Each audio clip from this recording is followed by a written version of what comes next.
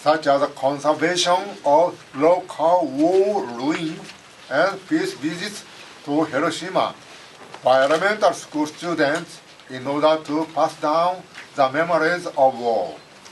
On Hiroshima Day, Nagasaki Day, and anniversary of the end of World War II, the carillon bell, located in the park in central Hirakata, can be heard throughout the city by a local radio and wireless station located in Hirakata.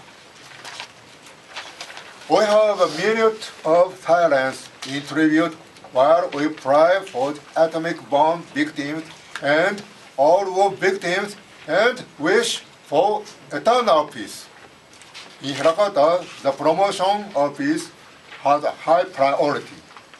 The Department of Peace Policies is under the direct control of the mayor. We send missives for the creation of peaceful communities throughout the world. As I stand before you now, I cherish the citizens of Hirakata's strong desire for peace with my whole heart. Despite the fact that more than 6 years have passed since atomic bombing, the world still remains under threat of nuclear weapons. Without world peace, human prosperity and happiness will never come. Hirakata has joined in the urgent endorsement of the 2020 vision advocated by the group Mayors for Peace, as well as the Hiroshima-Nagasaki Protocol and the implementation of NPT. We strongly wish for concrete negotiations to take place at NPT Review Conference, aiming towards the abolishment of nuclear weapons by 2020. Hirakata has had the desire for peace engraved in the history of our community development. We will continue to demand the abolition of nuclear weapons in order to create a world free from the threat of nuclear powers for our children, who will lead future generations. Thank you very much for your kind attention.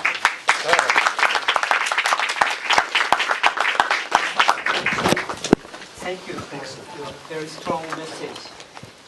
And the last speaker of the delegation of local authority is Takashi Yoshihara, chair of the Nagasaki City Council. He is a survivor of the Nagasaki atomic bomb. Mr. Yoshihara, please. 私は長崎市議会議長の吉原隆です。本日は被爆地長崎の市民の代表として核兵器の廃絶と世界恒久平和の実現を訴えるために参りました。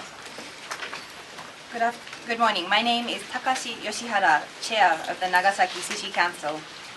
As a representative of the cities of the atom-bombed Nagasaki, I am here today to call for the abolition of nuclear weapons and permanent peace in the world. 今から65年前の1945年8月9日、長崎に一発の原子爆弾が投下されました。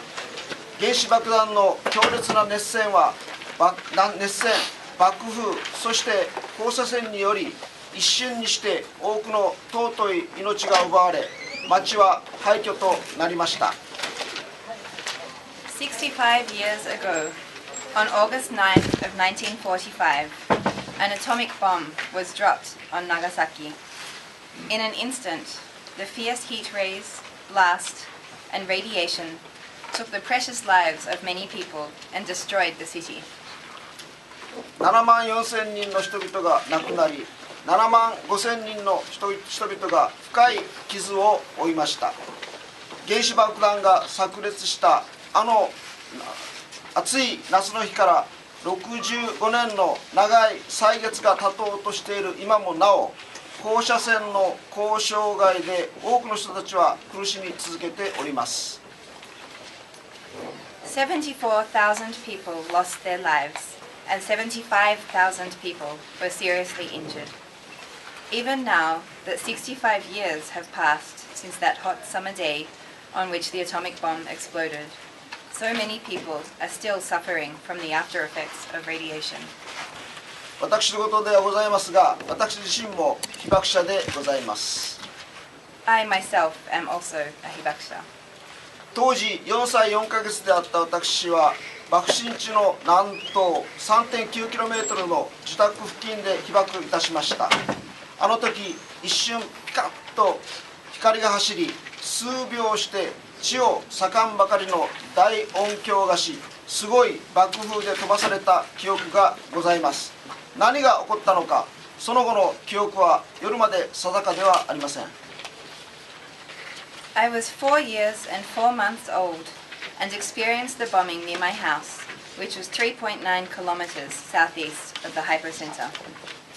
I remember that within a moment there was a flash of light, and then a few seconds later a huge bang that sounded like the earth splitting, and a tremendous blast that blew me away.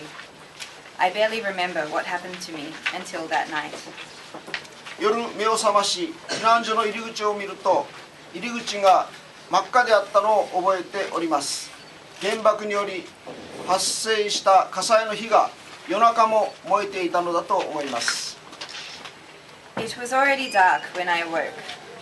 I remember the bright red color I could see through the entrance of the shelter.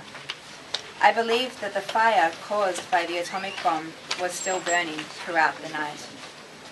翌日、ひどいやけどを負うなど怪我をされた多くの方々が爆心地の近くから親類や知人を頼って避難をしてこられるのを目の当たりにいたしました。直視することができないような悲惨な状況であったことは幼いながらにも記憶いたしております。 The following day, I witnessed many injured people, including those who were seriously burned, evacuating from the area near the hypocenter to seek the help of their relatives and friends. Although I was very young, I remember that their condition was so devastating that it was impossible to look straight at them. 4、5日して私の家に爆心地から1キロのところに住んでいた父の弟の家族、母親と4歳、2歳の娘の3人がやってまいりました。来た時は元気そうに見えましたが、しばらくしてから容体が悪くなり、嘔吐、下痢、発熱、皮下出血などを発症し、25日頃母親が亡くなり、30日までに3人とも枕を並べて亡くなりました。 4 or 5 days passed, and the family of my father's younger brother, who were living 1 kilometer from the hypocenter, came to our house. When they arrived, the mother and 2 daughters, 4 and 2 years old, seemed to be fine. However, in a little while, they became very sick with vomiting, diarrhea, fever, and subcutaneous bleeding. On August 25, their mother passed away, and by August 31st, the 2 daughters had followed their mother.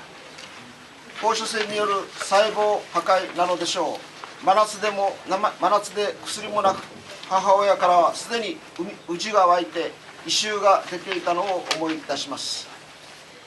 This was likely a result of the cell destruction caused by the radiation. It was midsummer, and we had no medicine. I remember the mother was infested with maggots and gave out a foul smell. 私の母の妹は高校生でした。学徒動員で爆心地近くの兵器工場に通っていました。ちょうどこの日、遅れて10時頃家を出たということでした。 My mother's sister had been a high school student. She was commuting to an arms factory near the hypocenter due to the student mobilization policy. On that day, I heard that she had been running late and left her house around 10 a.m. 2日後、娘の消息を訪ねて祖父が爆心地を通って探しに行きました。出勤の時間からおそらく工場に着いていないだろうと電停と工場の間を探し回り、ほとんど黒焦げになった数ある死体の中からやっと門